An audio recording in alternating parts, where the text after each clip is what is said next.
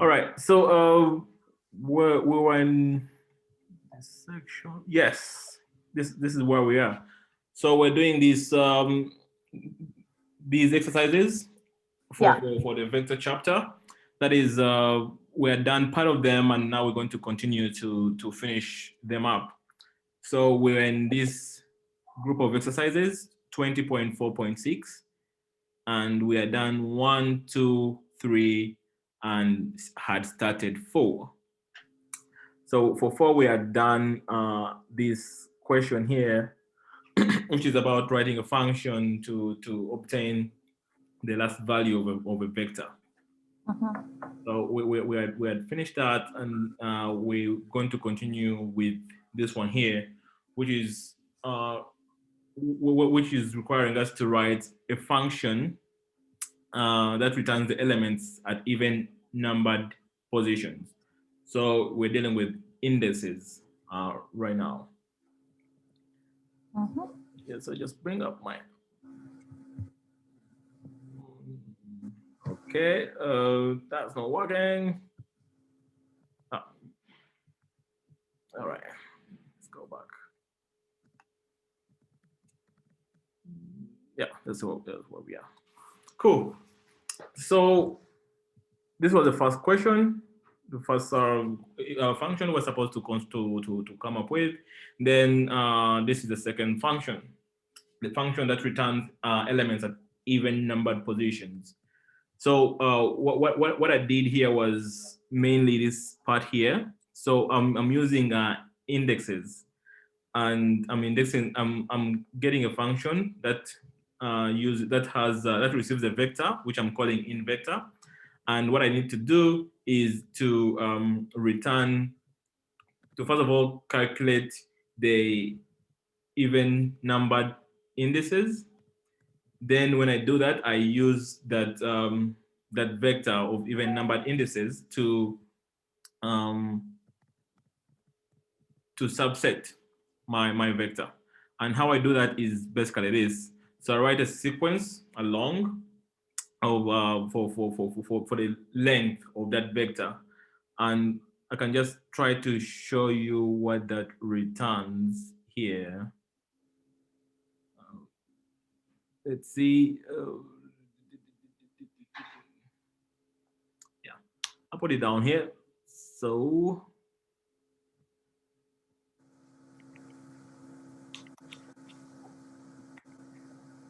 okay.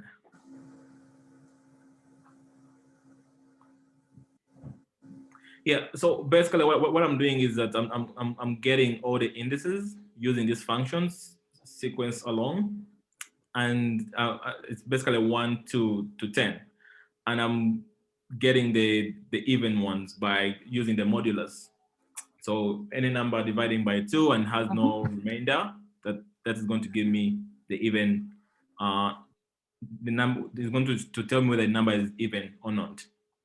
So basically, this equal sign, we're having a logical function as an indexes, as an indexing function.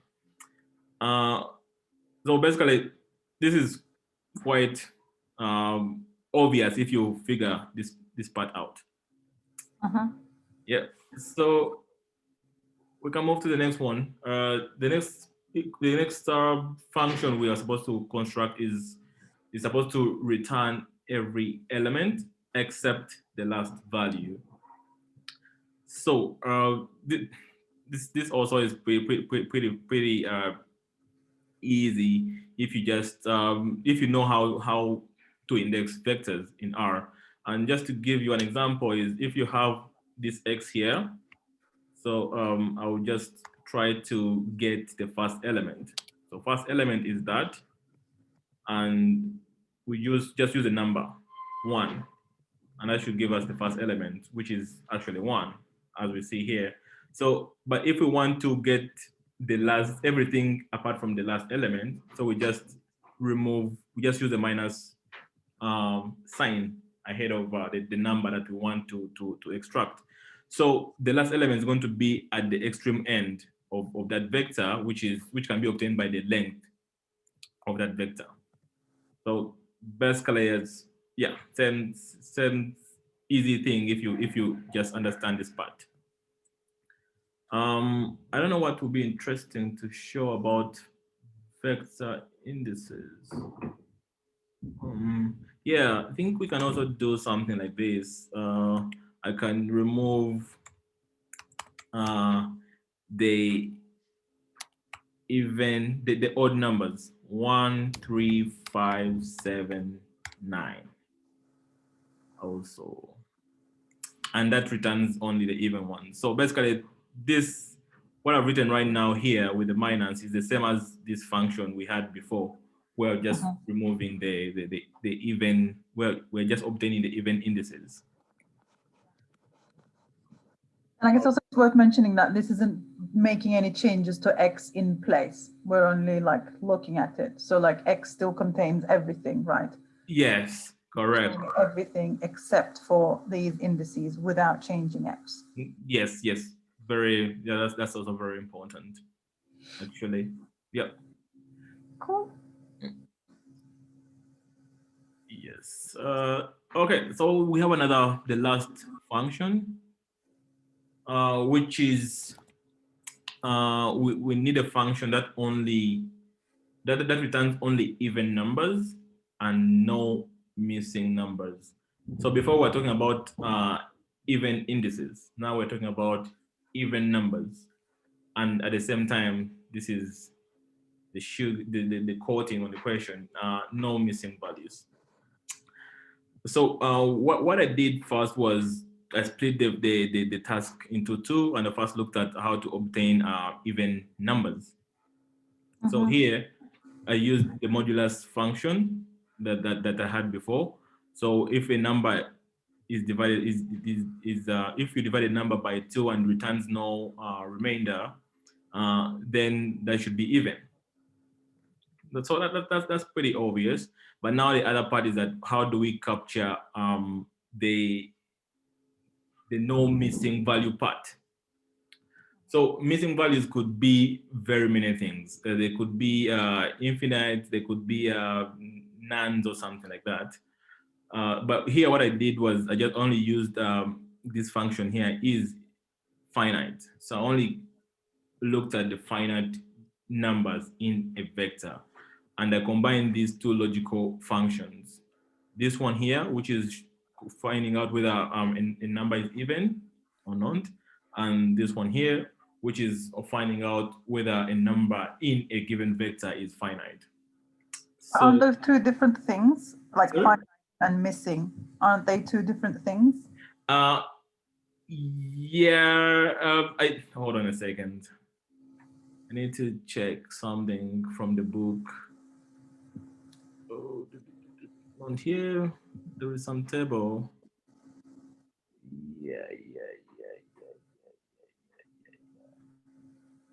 Yeah. So there should be different things, definitely. Yeah, that's true. So because if you look at this table here, what this is testing is actually only this component, non NA or none or infinite. So yeah. I kind of thought along similar lines to you, but just the difference was instead of using the is finite function, I thought of using the is NA function. Is NA function. Values. Yeah. As in like, in vector modulus 2 equals 0 and not is dot NA in vector. Yeah. So okay. So hold on a second. So kind of similar to what you had below, actually commented out. This one here. Yeah, but just like there isn't. So you separated not a number. Infinite. I don't know. Let's see. Values. I use is an A rather than finite. Okay, so let's see. So is dot NA of X should be giving us something, and if I have is dot NAX, I also not is an A because that's what we are asking, right? Yeah, it should. I wonder if that will work. Let's see. Let's see what it gives us. So this is the vector we have. Mm-hmm. And basically we want to be able to only capture these ones here. Yeah, but like, is infinite a missing value? I guess that's the question I'm necessarily asking, because I don't necessarily think it's a missing value. No, so it's not a missing value, but when we divide it by number, then it's going to be NA. Ah, right. Right. So let me just try that. Wait. Right. Okay. I think I know what you mean. I don't think I do. So yeah, so there's something weird that happens when you divide the inferior or infinite or negative infinite by a number. It returns these values here, the nuns. Yeah, because you don't know, right? Like, what's infinity divided by 2? Is infinity an even number or an odd number? And Yeah. that's, you know, undefined. Okay, I see where you're going. Yeah. Yeah, exactly. And oh, so much thinking here. Okay, so when we divide, we get this, but we want to be able to remove these parts here. First of all, is the missing value, which is clearly, well, NA. So we could actually put is.NA there. Let me just replace it here for now and see. So is.NA returns, what does it return? Well, that's the second, Yeah.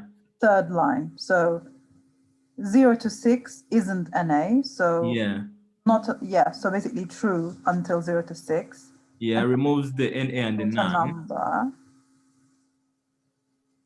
Ah. But we will live in the inferior infinite and negative infinite. Yeah. Oh. Yeah, I guess like my question, yeah, I guess. Yeah, I don't know. I'm a bit confused. Because like infinity isn't NA, but is it even? No, it's not even either. No, it's not. Because look at the result, you still get what you got with your version as well. If you look at the final line, that's the new function. Yeah. Basically it's either divisible by 2. Sorry, it's both divisible by 2 and not NA. Okay, so here, okay, so it errs on the side of error, so it gives this one false. No, I think you basically eliminate the infinities when you try to divide by 2, because if you look at like the line where you're dividing by 2, only the first element, sorry, the second element, the fourth element, etc., will be taken. Yeah. So the not a number not be taken. So because they're not divided by 2. Right, basically like what you're saying is take from this vector everything that is divisible by 2. That's your first condition, right? Yes. And the infinities don't match that condition. How you're losing them. And then the is NA bit is getting rid of the, the NA in the middle. So if you actually remove that and just look at is divisible by 2, you'll see that we'll still lose the infinities. So in your 195, if you remove and is not is NA, and just leave the in vector is divisible by 2, I still will. So you mean inside the function? Yeah. I remove this. And everything, yeah, that. And run it again. I think we'll get 0246 NA. Ah, no. Yeah, so it returns NA. Oh, okay, I was wrong. Cool. Okay, that's what I was also trying to find out actually. Interesting. So returns NAs. Oh, I see. Oh, that's so weird. So okay, what happens when you do just NA? Sorry, you need not is NA in line 195. Yeah, that should add there. Yeah. Oh. What is happening? What? Now, if I have is non-NA or non-is.NA, then I'm left with the NAs here for the negative and negative finite, negative infinite. But I seem to remember that wasn't the case before. Okay, I'm really confused now. Yes. Okay, then. But no problem. Let's add something here. That it doesn't hurt. Is finite. All right. Let's see. Cool. Give it a bunch of conditions. I think that should be fine. But since, I guess like now, not like the middle condition is unnecessary because NA isn't finite. So yeah, so what you had, which makes a lot of sense now. Yeah. So it took a long route, but yeah, but like if just to be safe, just give it everything and see. Cool. So I can leave it there. All right. So I think we're about to do our final 4 questions. But the last question, question 5 from this exercise group, we have 2 things to compare. And they're saying, why is this subsetting when you're using which known the same as this part here, where you subset with a logical condition or logical vector. So basically, I did the same thing, just trying to compare what actually each of the subsetting vectors is giving us. Quite tricky. We might need to go through this a little bit slow, or hopefully I remember. But anyway, so I got this vector, which is including a bunch of things. The NAs are nuns and infinite and minus infinite. And I found it like when you're writing things to do with vectors, and some function to do with vectors, which is all the time almost in R, you kind of need to do some quick tests, like including all the possible values a given vector could have. But anyway, so I have this vector here, and what I wanted to do is that to see what happens when I do the wish. What does that give me? Then at the same time, I also looked at what x less than or equal to 0 gives me. So just trying to run this again. Yes. So here, what I have is when I use the which, what which does is that it looks at the x, all the entries that are greater than 0. Then it returns the indices or the positions of those numbers or elements in the vector that are positive. Then the minus actually does the opposite. So it's more of like it I don't know how to call it. It removes. It is indicating to the subsetting function that actually remove these elements. However, when we go to x is greater than or equal to 0, it basically produces what we see here, which is basically just a logical vector, true or false. And what will happen is that when we actually index or subset with this vector, a logical vector, we're going to get elements of a given vector where we have true for a given condition. So I think I did it down here. So if we have this function here, I mean this vector x with all the possible values we could think of. We have both minus, we have both negatives and both positive and negative and positives. We have the NAs, the nuns, and infinite and minus infinite. So if we use this first test that they wanted us to do with the wish, basically what we get is this.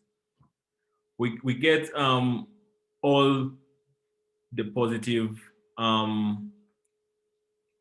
all the positive all the negative values actually, including the nons and the minus infinite, because minus infinite is of course is a very big negative number. And at the same time, when we do the subsetting using the logical vector, which is all the elements that are less than or equal to 0, we still get the same thing. So basically, the only tricky thing or something that is not so obvious, or the difference here, is actually the nons and the NAs. So the thing is that the nun here actually in the wish, when we use the wish subsetting, it's returning positions, so returning the nun itself. But when we actually use the logical vector to subset the vector, we get NA in the place of none. And this is because the logical vector first is basically going to return something like this, like what we see here. And any logical vector, any logical condition is going to return NA in places where it is not sure what is happening. So, and this includes the none here. So where there is none, it's going to return NA for that condition. And that will give us this NA also showing up in the final result instead of the none as before.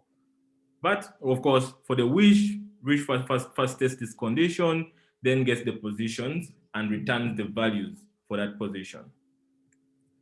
So yeah, I don't know whether I explained it very well for this, but I added some text which is trying to explain the same thing that I'm trying to say. Probably might be a little bit easier to think about it in that way. Yeah, very interesting. Sorry? Yeah, that's very interesting. Yeah, so because for me at first I was like, they produce the same thing. Like I didn't get it, but yeah, then I realized, oh, none and NA. Yeah. Yeah. So yeah, different ways of doing things, but some minor differences.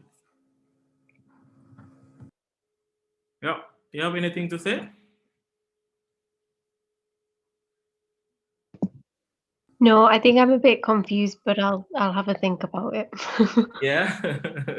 Yeah. I mean, if you have a question, we could try it out definitely. I might also try to find out something I didn't think about.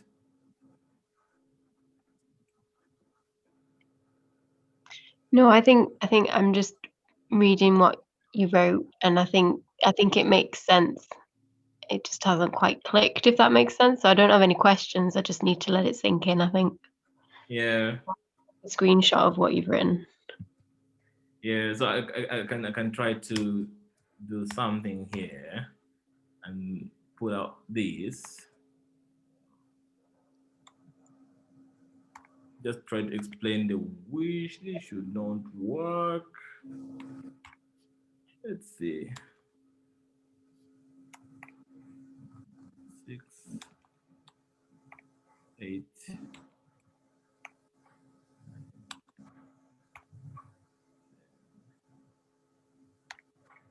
All right. So basically, this one here, what I've written down here is the same as what wish would give us. And I can also put the length of the vector, which should be 12 or something. Let's see. So we have 13 elements in this vector. And yes, so basically what wish is doing is first testing all the x's that are greater than, that are positive and not including 0. Then it is basically removing those with this minus. So, but wish returns the positions and those positions are actually going to be this. So what we get from this exercise is that we can index using a logical vector. We can index using a position itself, like we see. So x, this one here, x is greater than, I mean, less than or equal to 0 is indexing using a logical vector, and x and this one here with the which is indexing using a position. And when you index with a position, you actually capture the exact, you can easily capture the exact element from the vector without changing it. But when you index using a condition, you easily can change the element of the vector. For example, here, and the none is changed to NA when you're using this logical vector to subset the whole X vector. So what I recommend is that just try to do it like in bits, and you see what happens. Yeah. That might help. Thank you. Yeah, hopefully. Yeah. So okay. So we have another number here, the last number for that part, which is what happens when you subset with a positive integer that's bigger than the length of the vector. At the same time, what happens when you subset with a name that does not exist? So this is not so good. I'll split it up. So first I have this vector, a named vector, male, and I'm just trying to show male and female. So what I did was to first try out subsetting with a positive integer that is bigger than the length of the vector. So here, if we show, for example, x in the first position, 1, it should return male, but x to the third, in the third position, which is not existing in this vector, it should be some kind of like error, which is NA in this case, like it's not available. And if you also do with the vector, if you subset with another vector which is longer than the existing vector that you want to subset, then you get this kind of thing also, like NA in the column in the extra extra positions which are non-existing.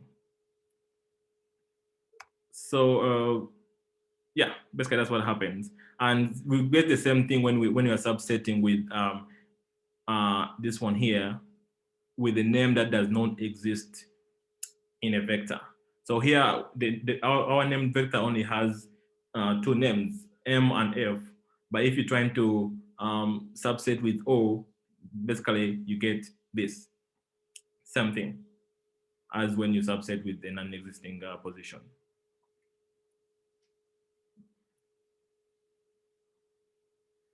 Yep. All right. So, any questions? I just want to note that like it doesn't really give an error, right? It's still like the code still runs. Yeah. Result is NA. Yeah. So It does. Okay. Yeah, kind of like a silent, I don't know. I guess it's, a decision to be made, but like, is that like a silent error that you sort of need to catch later on with like NA, etc.? Yeah, definitely. And that's the problem. I'd rather have an error than find out later on. Yeah. Like it's like you're doing a model and you get this error, like, oh god.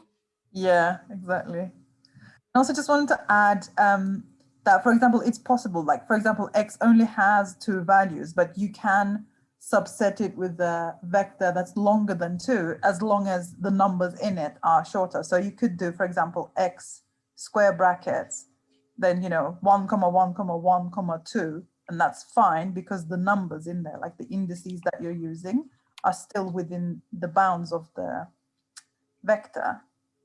So hold on a second. If you put it in a C. Oh, like, okay, yeah. I see what you mean. And then just put some more 1s and 2s or whatever. Like as long as they're just 1s and 2s. Yeah. Oh, pretty nice. So you can kind of like, I guess this is kind of similar to like bootstrapping, like you're resampling from this, whatever. Like you could write this, 1,000 times and create a sample of size 1,000. As long as the numbers in there are just 1s and 2s. Yeah. That would work. Yeah, a very good example actually. If you think about it in terms of bootstrapping and resampling or something like that. Yeah. So it's just the index rather than the length. Oh yeah, nice. Yeah, which can be a bit tricky actually. Yeah. Cool. Oh. So now we have this other the last exercise. Let's see. It was something to do with what was it? No, not that one. I think it was in lists. Yes. So it was under recursive vectors, basically lists, and can't find the exercises. Oh, here we go. Yeah, 2 exercises actually.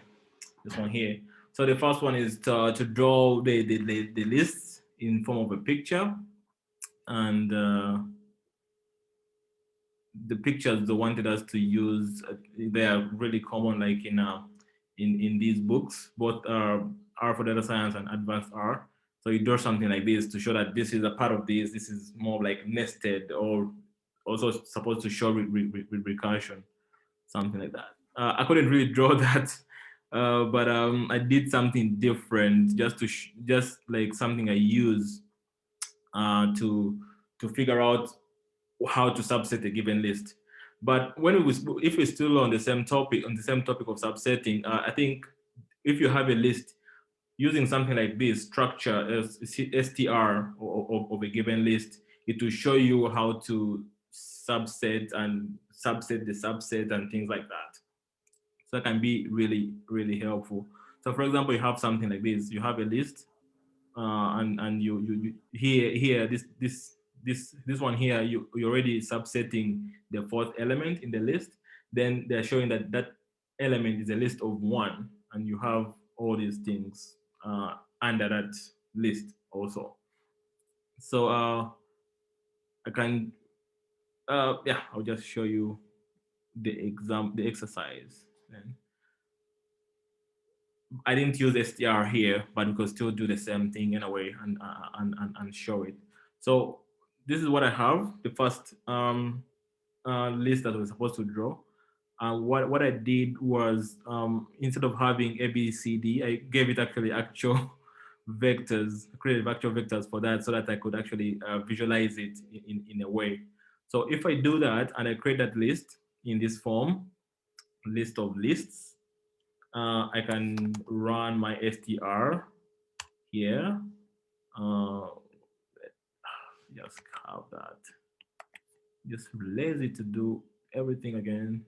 So basically, what did I have? Yes. So it is at the end. Sorry.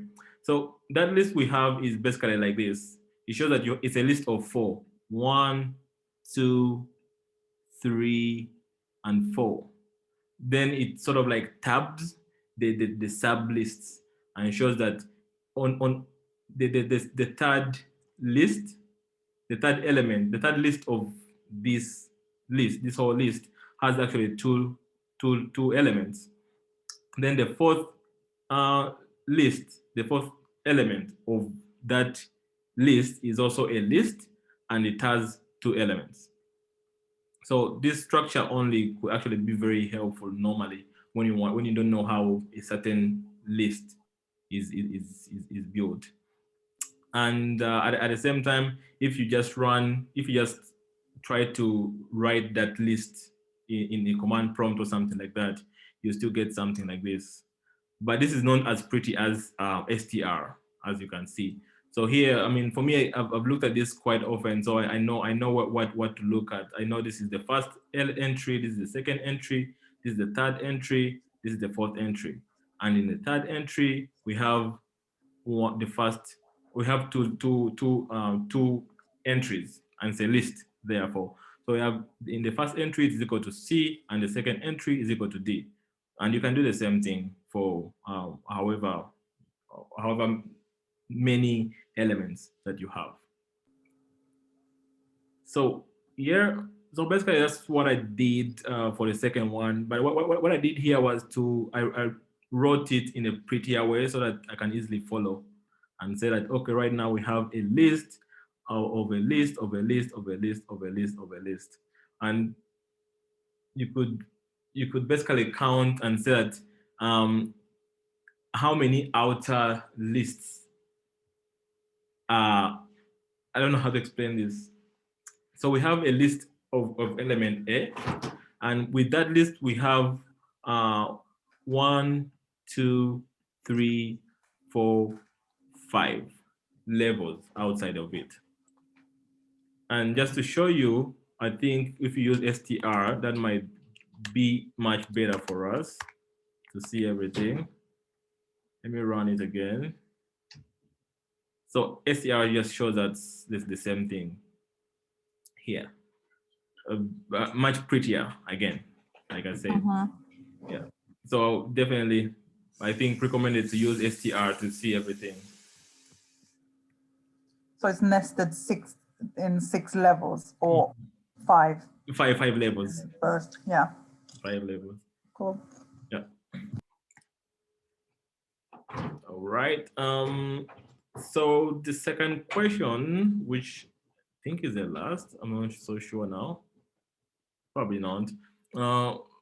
Yeah, the second question is what happens if you subset a table as if you're subsetting a list?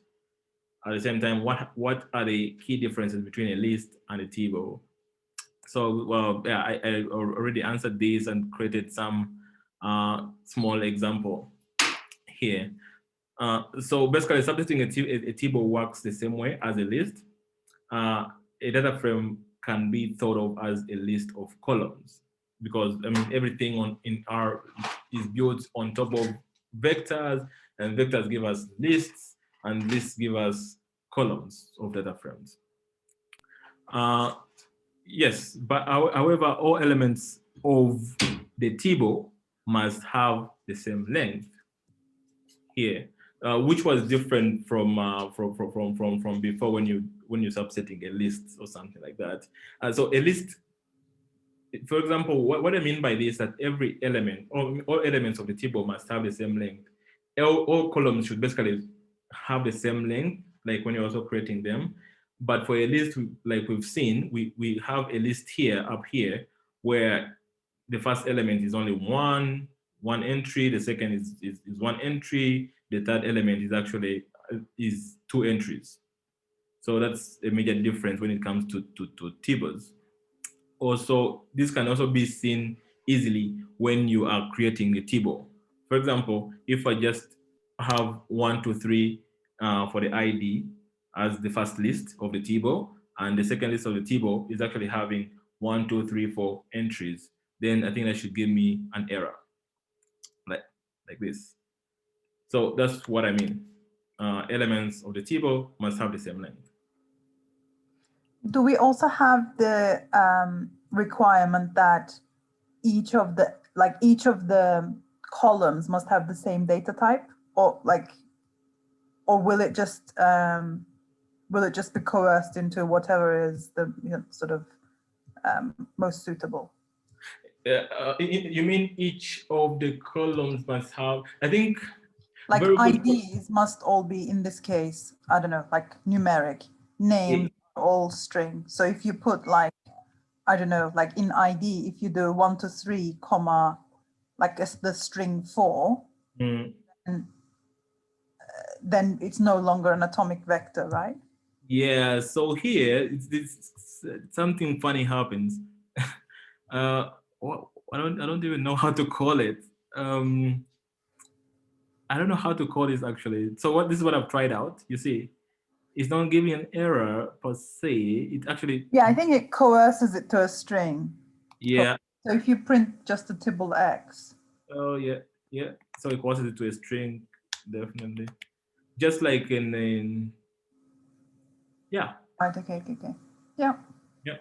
That's pretty smart. Okay. Yeah. So I think that's the main thing here that we had to notice. So basically, the other thing is that if you subset, you can subset a table the same way you subset a list.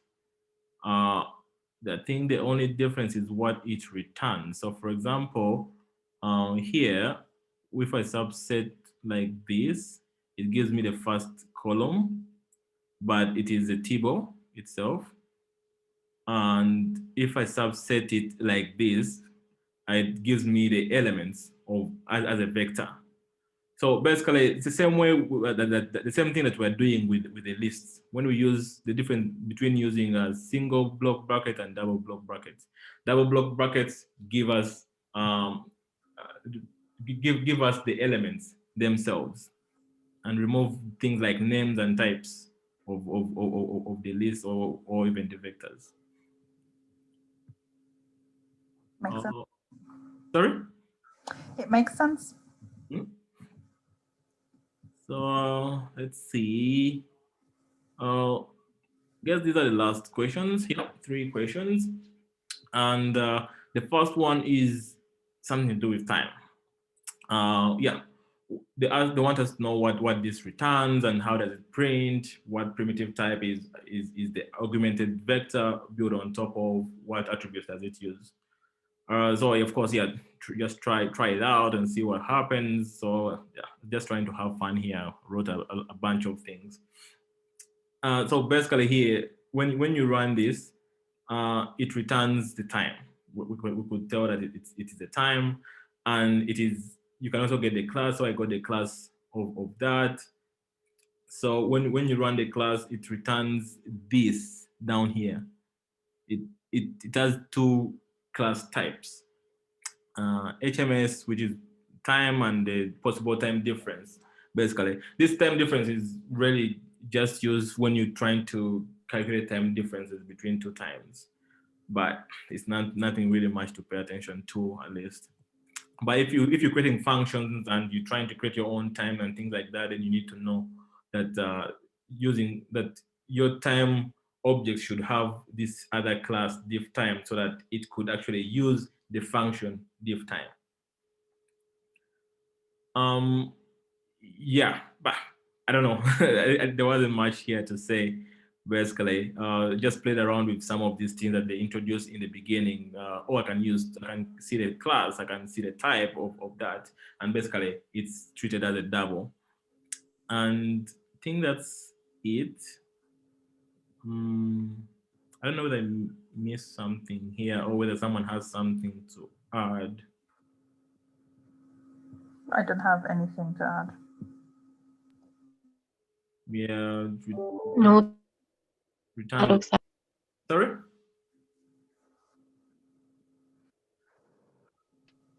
I'm just agreeing. I had the same, I think. Yeah, nice. All right, cool. So the second question is try to make a table that has columns with different lengths. What happens? We've done this already. So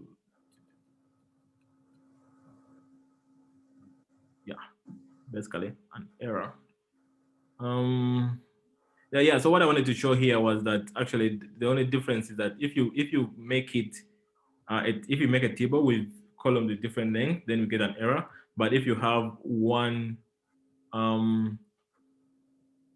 if you have one of the columns with one entry, then that entry is usually expanded to fit the longest, the length of the other vectors, like this.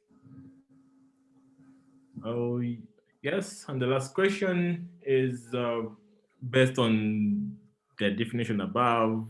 There's really no definition. It's more of like what we found out. Is it okay to have a list as a column of a table? And the answer is yes. So, and try that. Let's see. I just have it into 2. Let's say list. Okay. Probably should work. Okay, so list.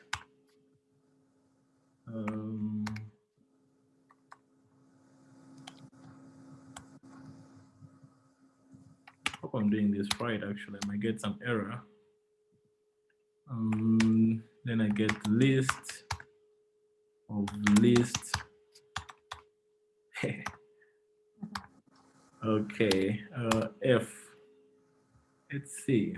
Okay, don't worry.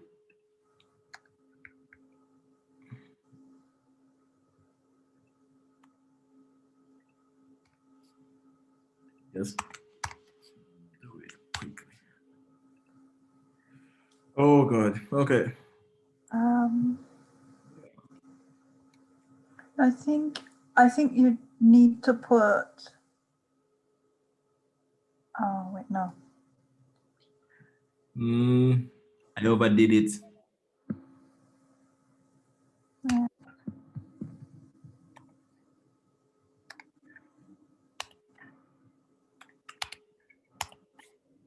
So that's X. Y should be there. Okay. Nope. So something is not. Yes. Yeah. So basically, this is what we have, and yeah, and actually, you can normally use this sometimes, like when you're doing like some modeling stuff and things like that. So you could store like model 1 and store the whole model here, model 2, store it here and stuff like that. Yeah. So it's definitely possible. Cool. I guess again, as long as like the length of the list in our X column is the same as the length of Y column. Yes, that's true. That's true. Interesting.